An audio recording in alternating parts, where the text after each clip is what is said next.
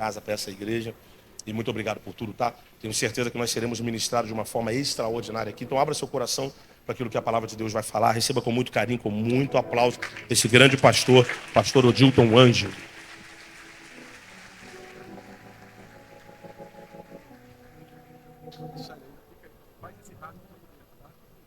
Fica no Harmony aí, que tá tudo que Deus vai te usar. Boa noite, irmãos. A paz de Cristo para todos. Quem está feliz aí, dá um glória para Jesus aí. Meu Deus, irmãos, isso aí eu fico até emocionado, cara, porque tem gente que pensa que ser pastor é você estar aqui no púlpito, né? Mas você estar aqui no púlpito é uma das muitas facetas de um pastor, do trabalho pastoral. E talvez você não tivesse nunca imaginado que o seu pastor passasse por isso, esse tipo de coisas, né? E também que eu passasse por isso, e que eu desse esse tipo de conselho para ele e para outros. E eu estava falando ali para minha esposa, né? Esse conselho de mandar orar, eu falo com ela até hoje. Mas Deus, tem que resolver isso, tem que fazer isso, tem que fazer não sei o quê. Vamos orar. A resposta quando você não tem o que falar, manda orar, irmão. Qual é a ferramenta que a gente tem? Né? Tem coisas que estão no âmbito do espiritual, do transcendental, fora do nosso controle, fora da nossa órbita, da nossa possibilidade. E tem coisa que só o Espírito Santo sabe. Vai dar sabedoria, dar direção, dar orientação. Inclusive eu vou falar um pouco sobre isso aqui nessa noite. Mas obrigado, Anderson. Você tem sido um amigo leal, querido, de todas as horas, de todas as circunstâncias. Que Deus te conserve, Deus te guarde, guarde a sua casa, abençoe esse ministério, essa igreja, todos os pastores, obreiros aqui, irmãos aqui dessa casa. Né? Louvo a Deus por estar aqui hoje com uma parte da minha família, né? Não está todo mundo, que a Manuela não veio hoje, mas vai estar aqui mês que vem, né? A Manuela vai vir aqui ministrar mês que vem. Eu estou aqui com a minha esposa, Josiane, né? Isabela e o João Pedro, né? A Bíblia diz que cada um tem que levar a sua cruz. Nossos queridos amigos músicos também, né? Abra comigo sua Bíblia, por favor, irmãos. Livro de Atos. E tem uma palavra para abençoar a sua vida. Que depois disso tudo que você ouviu aqui o pastor Anderson falar, você vai entender que isso aqui que eu vou falar hoje faz totalmente sentido. Atos capítulo 16, verso de número 6 a seguir.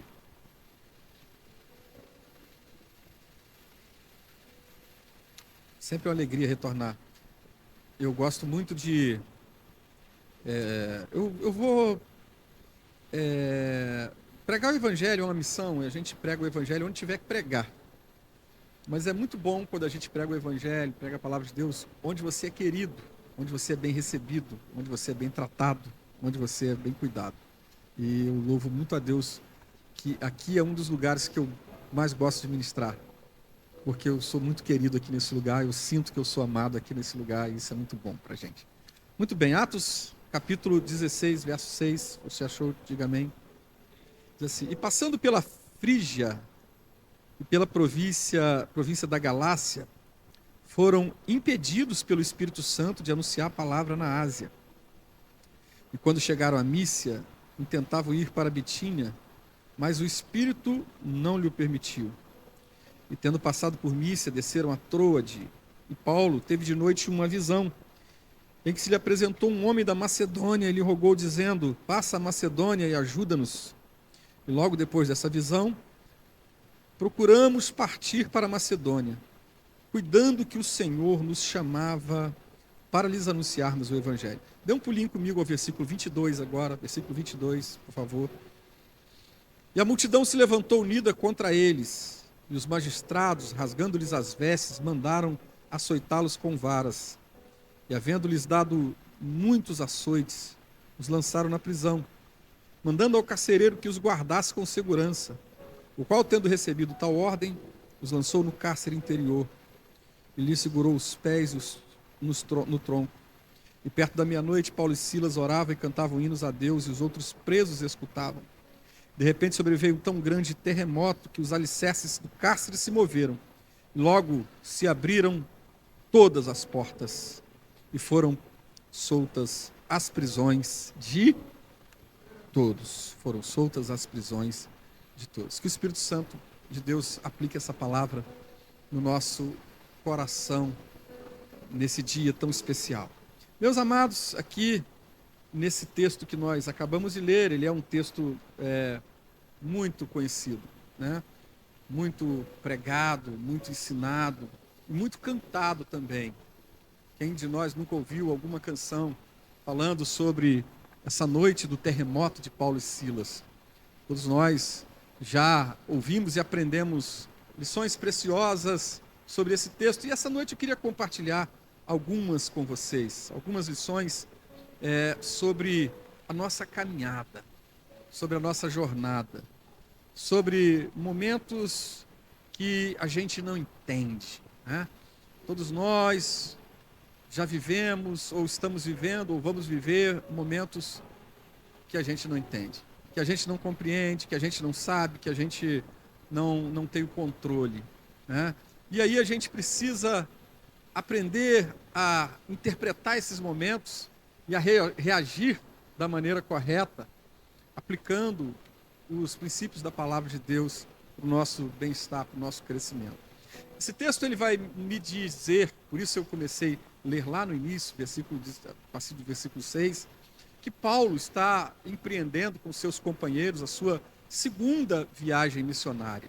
Ele já havia feito uma primeira viagem missionária, que ela começa no capítulo 13 de Atos, quando eles estavam na igreja de Antioquia, e o Espírito Santo disse: apartai a Barnabé e a Saulo para a obra que eu os tenho chamado. Então Paulo, no capítulo 13 de Atos, ele começa o seu ministério propriamente dito, depois de ter um tempo de preparação, um tempo onde ele ficou no anonimato, podemos dizer assim. Paulo então aparece agora no cenário da igreja primitiva, e ele vai empreender a sua primeira viagem.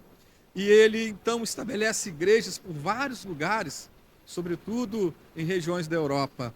E agora ele deseja, o próprio texto vai me mostrar que ele tem um desejo de ir pregar na Ásia. Guarde isso. Primeiro ele prega na Europa, e agora ele está desejando ampliar o seu ministério, né, de uma forma muito legítima, de uma forma muito própria, ampliar o ministério indo para a Ásia, pregar o evangelho na Ásia, empreender novas missões, abrir novas frentes de trabalho, expandir o reino de Deus, fazer a igreja crescer. Você acha que essa ideia de Paulo era boa? Era boa, sim ou não? Maravilhosa, uma ideia maravilhosa, pregar o evangelho, abrir igreja, expandir o reino de Deus, fazer a obra, fazer viagem missionária.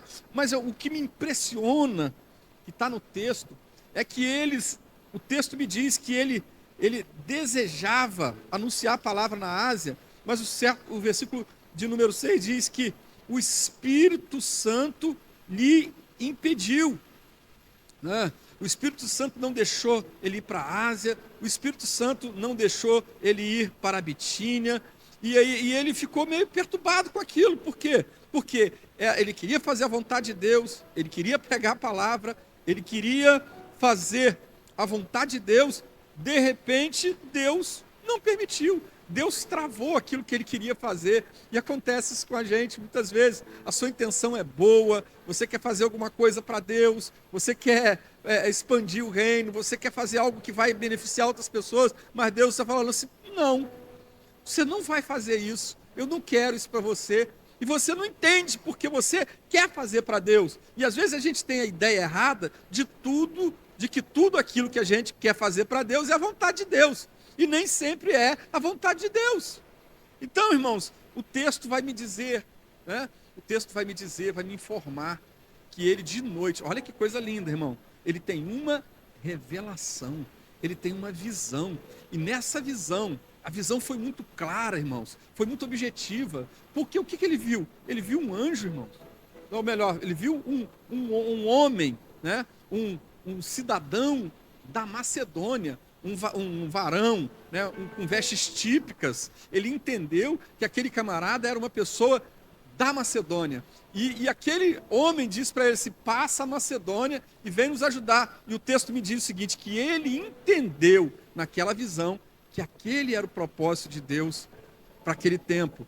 Não dele ir para a Ásia como ele queria, mas sim que ele fosse para a Europa, que ele fosse estabelecer igreja na Europa. E a coisa linda, irmãos, você ser um crente que tem discernimento, maturidade e saber a vontade de Deus, isso é lindo, maravilhoso. Quando você abre a Bíblia, lê um texto e diz assim: caramba, aqui está a vontade de Deus. Agora imagina você está cheio de incerteza, o Espírito Santo te pedindo, e de repente Deus te dá uma visão e diz assim: a direção é essa, eu quero que você vá para esse lugar, eu quero que você vá para esse caminho. E de repente você, meu Deus, tem coisa mais maravilhosa do que isso? Você ter essa clareza, a certeza da vontade de Deus? Não, irmão, nada mais maravilhoso do que isso, você ter a convicção plena de que você está na vontade de Deus. Então ele vai, ele sai, e quando ele sai, o primeiro lugar que ele chega é em Filipos, onde ele encontra aquela mulher vendedora de púrpura, Lídia, e ali ele começa um trabalho.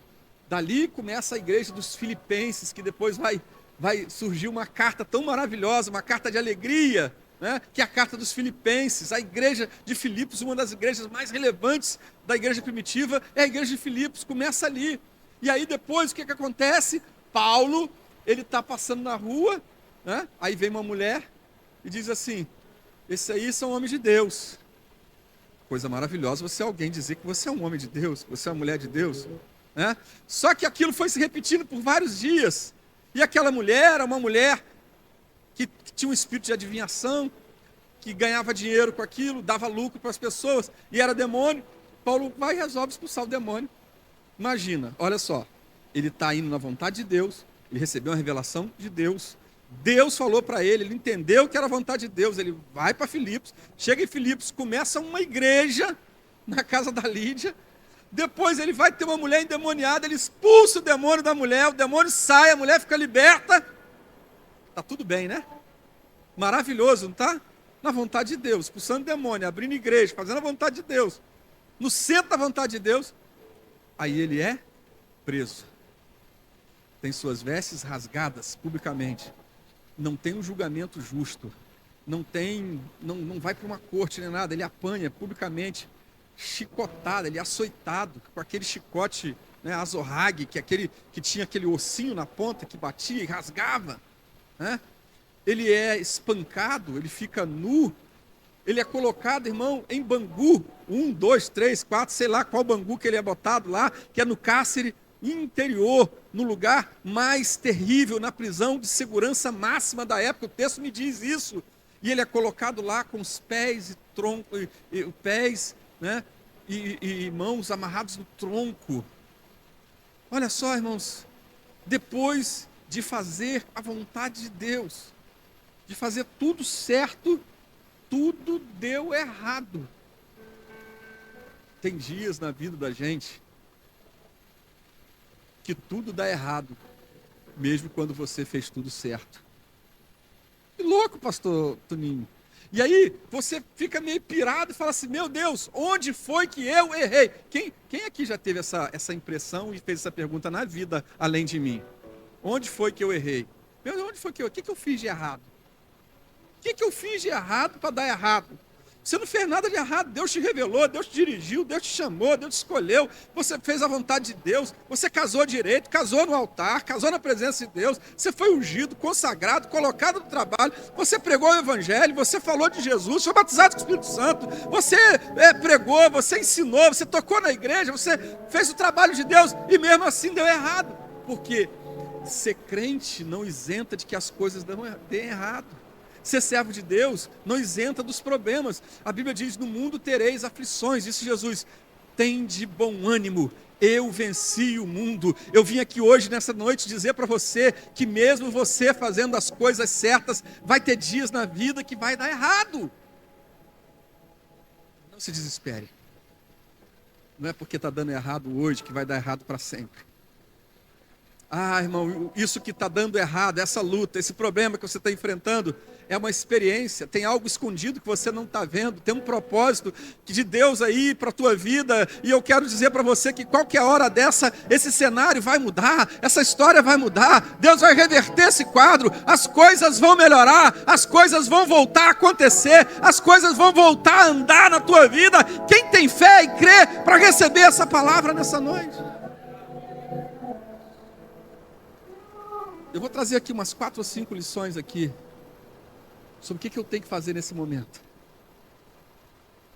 onde a dúvida tenta sequestrar teu coração, onde a insegurança tenta bater na tua porta, porque afinal de contas você viveu uma vida inteira fazendo as coisas certas e de repente as coisas começaram a dar errado. Primeira lição: tenha convicção da direção de Deus.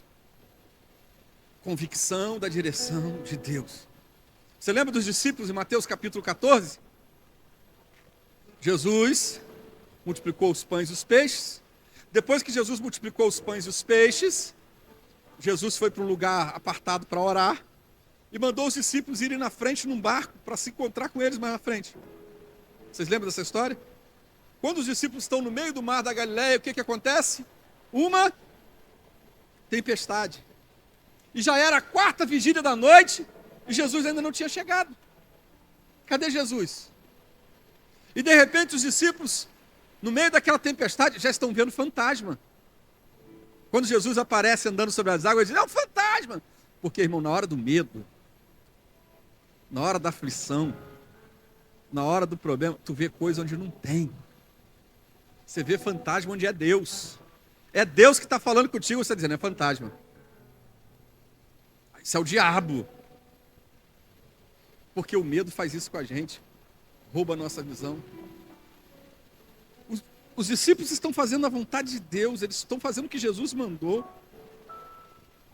Mas de repente eles estão dizendo: vamos morrer. Porque já era a 4ª vigília da noite. Eles estão cansados de remar e não saem do lugar. Mas o que é o importante aqui? É saber que eles estavam debaixo de uma ordem de Jesus. Jesus disse: entrem no barco e partam para o outro lado que eu vou encontrar vocês. Jesus não falou que ia encontrar com eles. Jesus não prometeu que ia levar eles até o outro lado. Jesus não prometeu que ia dar vitória. Não importa a tempestade. Não importa se você está remando há muito tempo. Não importa se o vento é contrário. Não importa se já é 4ª vigília da noite. Não importa se você está cansado. O que importa é que você está debaixo de uma ordem de Jesus e esse mar não vai te derrubar. O teu barco não vai naufragar. Você não vai morrer nessa tempestade. Você vai chegar a Genezaré, ao porto seguro, porque o Senhor falou isso para você. Você está debaixo da palavra. Fique tranquilo se você está debaixo da palavra. Paulo, Silas, estão debaixo de uma palavra. O Espírito Santo mandou eles irem para Macedônia. Você tem que ter a convicção: eu estou na direção de Deus. Foi Deus quem me falou. Foi Deus que me trouxe para esse lugar. Foi Deus que me trouxe para essa igreja. Foi Deus que me colocou nessa empresa. Foi Deus que me deu esse casamento. Foi Deus que me deu essa família. Esse filho é bênção de Deus. Esse casamento é bênção de Deus. Esse ministério foi Deus que me deu. Essa promessa foi Deus que fez. Essa porta foi Deus que abriu. Esse negócio foi Deus que me deu. Então, se você tem a convicção, ei, Deus, olha, a promessa de Deus não prescreve. A palavra de Deus não caduca, não perde a validade. A palavra de Deus não é igual a tua identidade ou tua habilitação, que depois de um tempo você tem que ir lá renovar, porque ela perde a validade. Até documentos perdem a validade e muitas vezes precisam ser renovados. Mas a palavra de Deus, seca-se a erva, murcha-se a flor, mas a palavra de Deus permanece de pé. A palavra de Deus não volta vazia. A palavra de Deus permanece firme, para sempre permanece no céu. A tua palavra, ó Senhor, se Deus falou, vai acontecer. Se Deus falou, fique firme na palavra de Deus.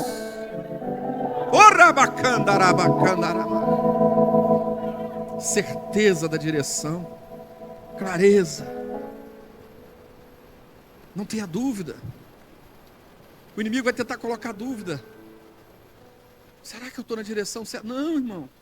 Quando Deus falou, teu coração tremeu, teu coração ardeu, houve testificação. E agora você está aí com essa dúvida? Não, ponha de lado a dúvida. Deus falou e Deus permanece fiel. Seja todo homem mentiroso e Deus verdadeiro. Porventura diria ele, não faria, ou falaria e não confirmaria. Eu queria que você saísse daqui nessa noite com essa convicção de que a palavra de Deus para a tua vida continua de pé. Pode estar dando tudo errado, você pode estar doente, teu marido pode ter saído de casa, teu filho pode estar nas drogas, alguma coisa pode estar dando errado, você pode estar sem dinheiro, desempregado, ninguém está te vendo na igreja, você não está sendo usado na igreja. Ei, mas eu quero dizer para você que a promessa não morreu, ela continua firme. Você não está vendo nada, mas faça como Abraão, que caminhava como vendo o invisível. Segunda lição.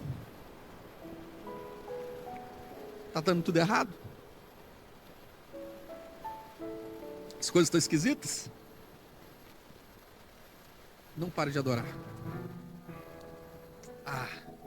Fala para alguém aí, não pare de adorar. Eu vim te dar uma notícia nessa noite. Vão acontecer coisas na tua caminhada para impedir a tua adoração. O maior propósito de Satanás da tua vida é roubar a tua adoração. É fazer você deixar o teu propósito de vida. Deus te chamou para o louvor da glória dele. Irmão, para Deus, a coisa mais importante não é o cargo que você tem na igreja. Se você é diácono, se você é pastor, se você é missionário, se você é levita, músico, apóstolo, apostila.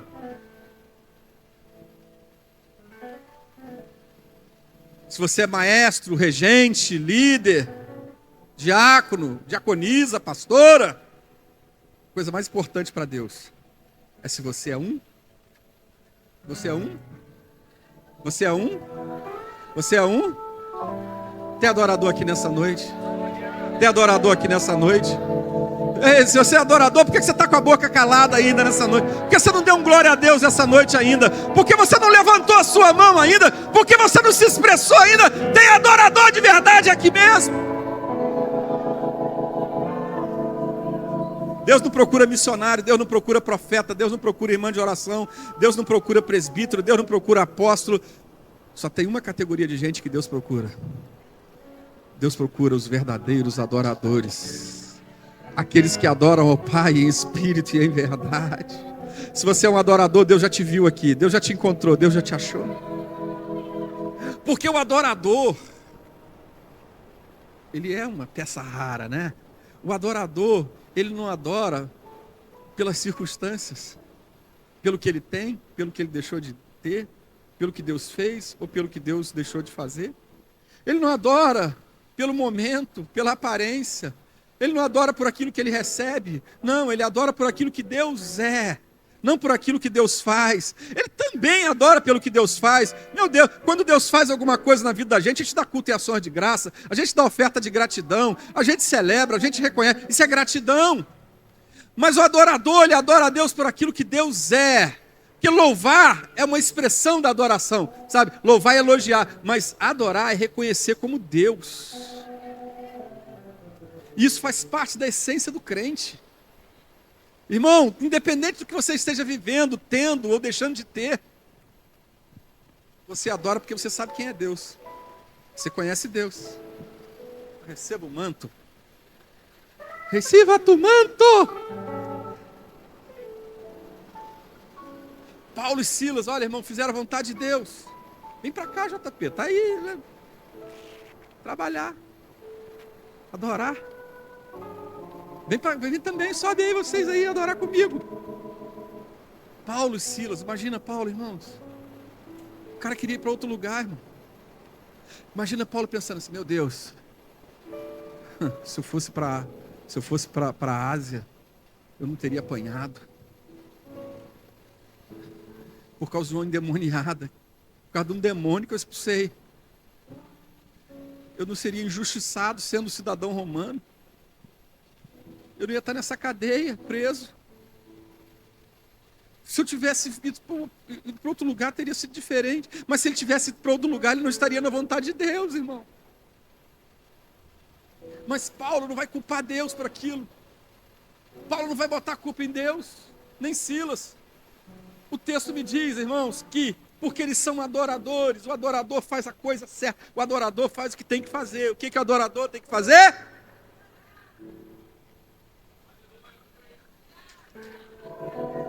Você lembra do Jó? Amaldiçoa o teu Deus e morre. O diabo disse para ele assim, ó, tudo Deus, tudo que ele tem, ele vai dar pela sua família, pela sua vida, pela saúde. Toca, deixa eu tocar, que ele vai parar de adorar, porque ele adora por aquilo que ele tem. E aí Jó, quando perde tudo, ele rasga suas vestes, ele diz, nu saí do ventre da minha mãe, nu tornarei para lá, o Senhor me deu, o Senhor tirou, bendito seja o nome do Senhor. E Jó não pecou contra Deus com a sua boca, e nem imputou a Deus culpa alguma por aquilo que ele estava vivendo, porque ele conhecia Deus, ele sabia quem era Deus. E o Paulo está lá, de repente, aí o Paulo chega e fala, seu Silas, tá doendo aí? Tá. E aí, Paulo, tá sangrando? Muito. Rapaz, eu tô com o rosto do cara todo amassado, eu tô inchado, tô com a cabeça doendo. Mas aí, o que a gente vai fazer? Vou fazer o seguinte, faz uma oração aí. Aí um chega lá, o Paulo, meu Deus, meu Pai, eu te adoro, eu te glorifico, porque o Senhor criou todas as coisas, o Senhor fez os céus e a terra, o Senhor é Deus maravilhoso. Oh Deus, eu estou sofrendo hoje, mas o Senhor sofreu mais do que eu apanhei hoje, mas o Senhor também foi ferido pelas minhas culpas, pelos meus pecados. Eu não tomei nenhuma cruz, o Senhor pegou uma coroa de espinho, lança, transpassou, e ele começa a orar. E aí fala assim, Silas, canta um hino aí. Você tem um hino para cantar? Tenho. Foi na cruz, onde um dia meus pecados castigados em Jesus. Foi ali pela fé que meus olhos abri. E agora pelo sangue,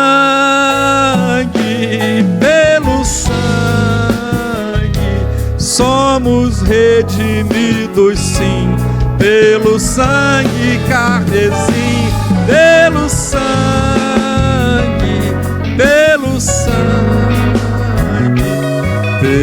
sangue de Jesus Calvário. Se tu minha alma a Deus e não resta, confiando em tuas promessas que são infalíveis pra me valer, porque te abate, ó minha alma, e te comove com não tenhas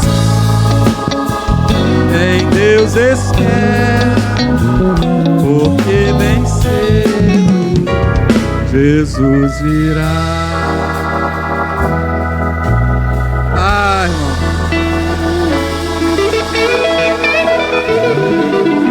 irmão, o Paulo está cantando, mas o Paulo e o Silas estão orando, estão cantando hinos ao Senhor, estão adorando, porque a adoração não tem a ver com o meu momento, a adoração não tem a ver com as minhas vitórias ou com as minhas derrotas, a adoração tem a ver com o meu caráter e com o caráter de Deus, tem a ver com a minha aliança com Deus.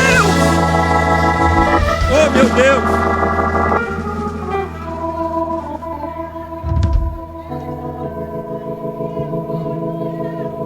Deus está te chamando a abrir a tua boca, a adorar nessa noite.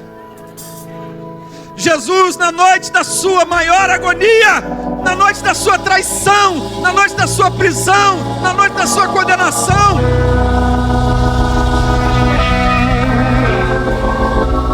diz a Bíblia que ele estava lá no Getsêmani e por 3 vezes ele orou e cantou um hino.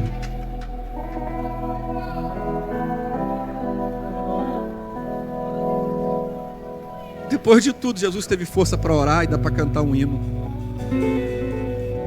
A tua arma poderosa está aí, ó, a sua adoração, o seu louvor. A Bíblia diz que Josafá foi um rei bom. Estou terminando já, pastor. Josafá fez reformas importantes em Judá. Torres, muros, cidades, administração, adoração, tudo. E aí, quando está tudo bem, tudo dando certo, querido, ele recebeu a notícia ruim. Porque tem sempre o mensageiro da notícia ruim. O mensageiro da notícia ruim falou assim: olha, estão vindo aí contra você uma grande multidão, além do mar. Os amonitas, os moabitas, os da montanha de Seir, uma multidão que não se pode contar. E aí, Josafá, o que Josafá faz? Põe-se a buscar o Senhor. Consulta, olha, vários conselhos tem aqui, ó. Ele busca o Senhor, ele consulta os mais velhos, e ele reúne os levitas, e Deus falou com ele, e ele escuta a palavra profética. Deus falou assim: parai, está de pé e vede o livramento do Senhor. Coloque os levitas na frente e os armados atrás. A tua arma natural tem que sempre ficar atrás, porque você é crente. A justiça dos homens fica atrás. Direito trabalhista fica atrás. Razão fica atrás. Né? Força fica atrás. Arma fica atrás. E a adoração fica na frente. Deus fica na frente. E ele bota o povo lá na frente. Tem uma multidão lá, no final do vale. E eles começam, né? Sai de madrugada. E o detalhe, irmão, o texto me diz, é muito rico esse texto. Uma hora eu prego ele aqui. Diz que eles saíram de madrugada bem cedo. Tem vitória se você só conquista acordando cedo. Meio-dia tu não vai arrumar emprego, não. Tem que acordar cedo. Eles acordam de manhã bem cedo e começam a louvar a majestade do Senhor. Louvai ao Senhor porque o Senhor é bom. A sua bondade dura para sempre. Louvai ao Senhor porque o Senhor é bom. A sua bondade dura para sempre. Louvai ao Senhor porque o Senhor é bom. A sua bondade dura para sempre. Louvai ao Senhor porque o Senhor é bom. A sua bondade dura para sempre. Louvai ao Senhor porque o Senhor é bom. A sua bondade dura para sempre. Mas ele sabe que tem uma multidão lá. Ele sabe que tem inimigos lá. Ele sabe que tem 3 exércitos contra ele. Mas ele está dizendo: o Senhor é bom. O Senhor é bom. O Senhor é bom. O Senhor é bom. O Senhor é bom. O Senhor é bom. O Senhor é bom.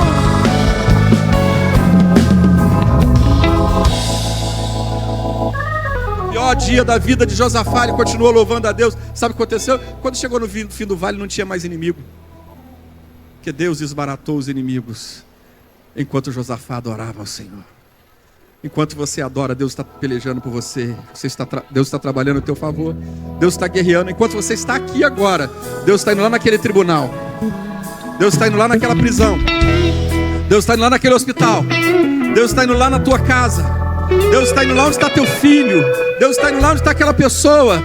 Deus está lá, indo lá onde aquela pessoa te afrontou, se levantou contra você, onde você sofreu aquela injustiça. Deus está indo lá. Só continue fazendo a coisa certa. Faça a coisa certa.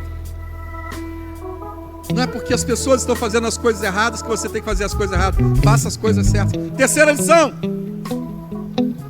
você tem que confiar no Deus que faz surpresas. Eu queria que você dissesse para alguém: Deus tem uma surpresa preparada para você.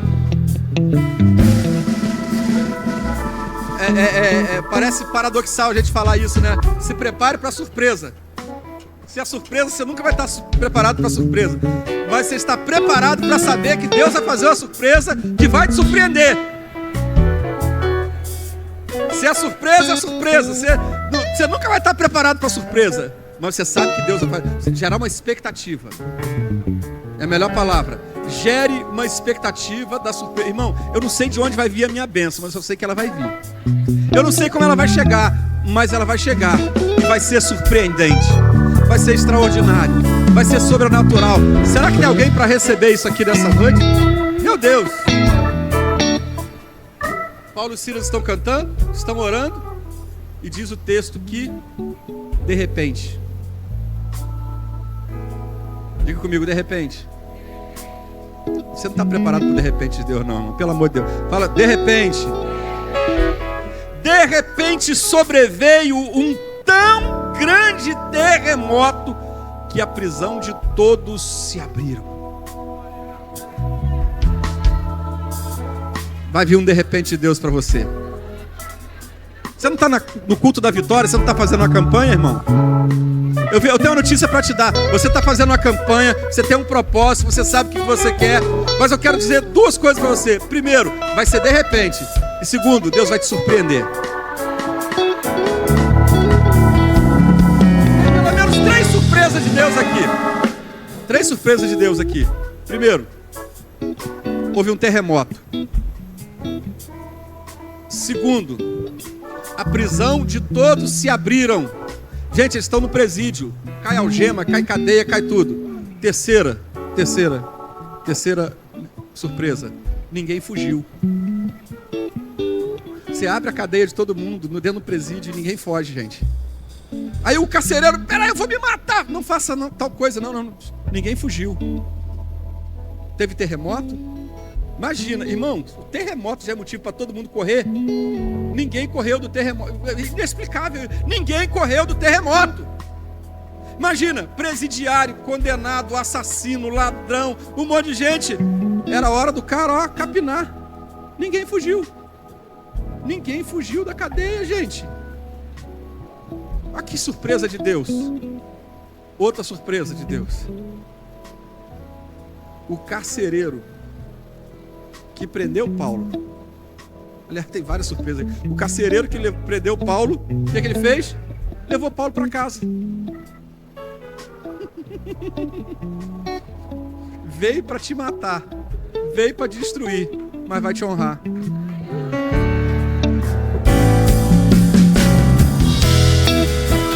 Veio para matar, mas vai ter que abençoar.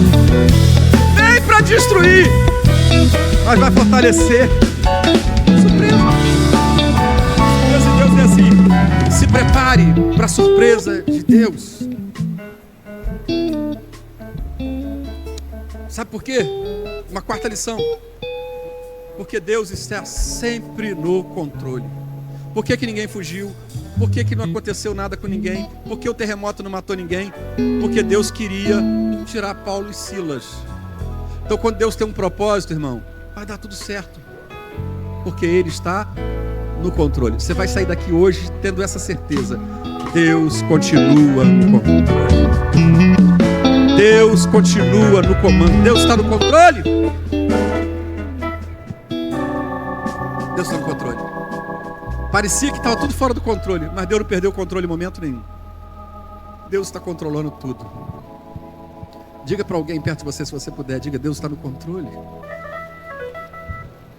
Deus não caducou, Deus não ficou maluco, Deus não perdeu a razão, Deus está no controle. E a última lição para a gente orar. Você pode até ficar de pé já.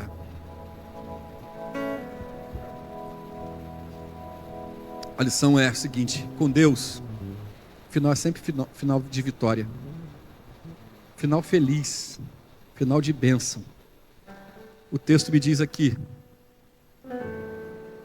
e levando-os à sua casa, lhe pôs à mesa. Olha só, irmão, o carcereiro está botando Paulo na mesa, dando comida, banquete. Alegrou-se com toda a sua casa que havia crido em Deus. Teve salvação na casa dele. Sendo já dia, os magistrados mandaram os quadrilheiros dizendo: soltai aqueles homens, solta pelo amor de Deus, que está dando prejuízo, solta. O carcereiro anunciou a Paulo as palavras dizendo: os magistrados mandaram soltar vocês agora, ide em paz. Aí Paulo disse: não, peraí, vocês me bateram publicamente, nós não fomos nem julgados. Você já viu alguma história? Parece que tem algum lugar de algum país que eu já vi gente presa, prisão preventiva, mais de 1 ano sem julgamento. Em algum lugar eu já vi isso. Nós somos cidadãos romanos, fomos lançados da prisão, e agora vocês querem libertar a gente escondido pela porta dos fundos? Não vai ser assim. E os quadrilheiros foram lá e falaram para os magistrados essas palavras. E eles vieram e suplicaram, dizendo assim: pelo amor de Deus, saia logo dessa cidade. E o versículo 40 dizendo: e saindo da prisão, entraram em casa de Lídia. Voltaram lá no início, onde eles começaram. E vendo os irmãos, os confortaram. Quem confortou os irmãos? Paulo e Silas foram confortar os irmãos lá. Quem foi preso foi Paulo e Silas, mas quem confortava era Paulo e Silas. A tua dor vai servir de conforto para alguém. A tua luta será de remédio para alguém. Isso que você está passando vai ser experiência para o futuro, vai ser fortalecimento, vai ser testemunho, vai ser edificação, irmão. Fique tranquilo, Deus está trabalhando na tua vida e Deus sabe a quem prova, sabe por que prova, conhece a sua estrutura e sabe até onde, mas vai até onde você vai, mas vai ter honra de Deus na sua vida, vai terminar tudo bem. E diz o texto aqui: e depois partiram. Depois seguiram em frente. Eles não ficaram a vida toda: estou aqui, irmão, você não sabe o que eu passei. Ninguém passou o que eu passei, ninguém sofreu o que eu sofri. Irmão, estou machucado, eu estou ferido, me maltratado. Não, irmão. Seguiram em frente, foram para frente. Deus está dizendo para você: você vai passar dessa, vai sair vitorioso, vai sair abençoado, vai ter testemunho para contar. Você vai fortalecer a fé de outros irmãos, você vai edificar outras pessoas, o seu testemunho vai ser bênção para alguém. Irmãos, a minha esposa teve lúpus em 2013, 2014, até hoje o testemunho dela edifica a fé de outras pessoas. Eu tenho visto, as pessoas ligam, procuram. Por que Deus faz isso? Vem, Josiane, para a gente terminar aqui. Não vai terminar assim. Vai ter um de repente de Deus, que vai trazer um milagre para a tua vida, que vai trazer uma provisão, vai trazer uma resposta. Deus vai mover as cadeias, as prisões. Deus vai tirar o impedimento. Deus vai tirar o que atrapalha. Deus vai tirar a tua dor. Vai haver cura, vai haver restituição, vai haver honra, vai haver resposta. E você vai seguir em frente. Você vai para o próximo passo. Você vai para o próximo nível.